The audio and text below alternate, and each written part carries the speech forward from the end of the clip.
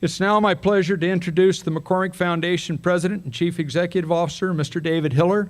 He has been serving in that capacity since July of 2009.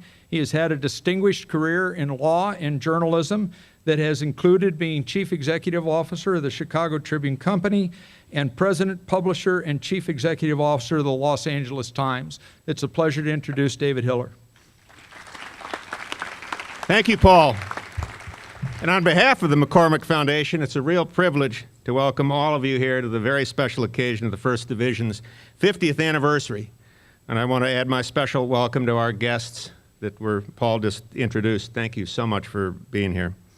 We are very, very proud that for 50 years, the Army, the 1st Infantry Division, and the Society of the 1st Division have entrusted us with telling the story of the Big Red One and how appropriate it is to be located here at Cantigny Park, the former estate of Colonel Robert R. McCormick. Cantigny and the 1st Division Museum are both part of the Colonel's legacy. McCormick was not only the longtime editor and publisher of the Chicago Tribune, but a member of the Big Red One at the Battle of Cantigny, which was the first American battle in World War I, the first time that the 1st Division was organized and in battle. And he named his home Cantigny after that battle. The original trustees of the foundation built this division, which originally was located where the visitor center is today, as the first major undertaking of the trust.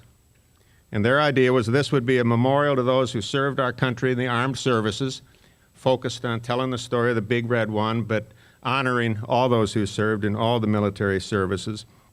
And importantly, a place where people could come, and particularly young people could come and learn about the role of the military in defending their country and defending our country's freedom.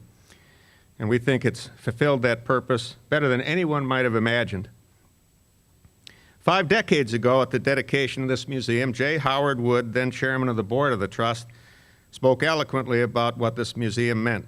He said this was a moment of creation, the culmination of hopes and dreams, to have a patriotic shrine and military museum in the heartland of America.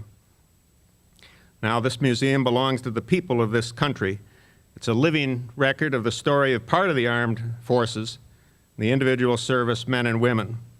The idea is by helping us learn more about the 1st Division and about the armed services, the museum creates a broader understanding for all Americans about the role that the military plays in our nation's history. Our local communities have been enriched for 50 years by the museum and its activities. And there are probably countless of you and others in the audience who remember, like me, some of our earliest memories were being out here climbing on the tanks outside the original museum, which I and my brothers did back in the 1960s. Last year, the museum served 150,000 visitors, including 20,000 school children on field trips, and shared its material with another 15,000 students in schools through educational outreach programs. Now, while half the visitors come from the Chicagoland area, the rest of them come from all over the country and indeed all over the world. Now, in addition to the general community, plainly a core community we serve is the 1st Infantry Division family.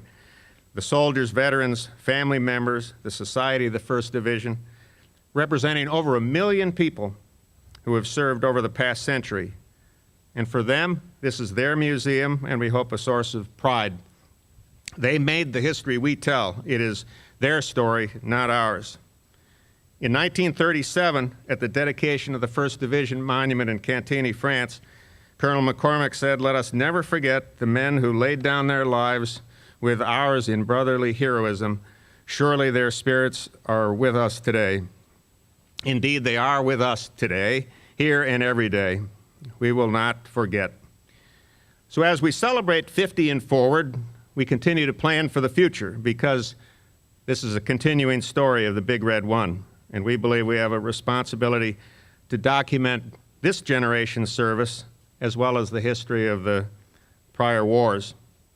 As Paul mentioned, the 1st Division is deployed today, and the men and women of the Big Red One are going to play a big role in our nation's history and our military history for decades to come, and we fully intend to honor their service by telling their story as well as we have told the stories of their predecessors.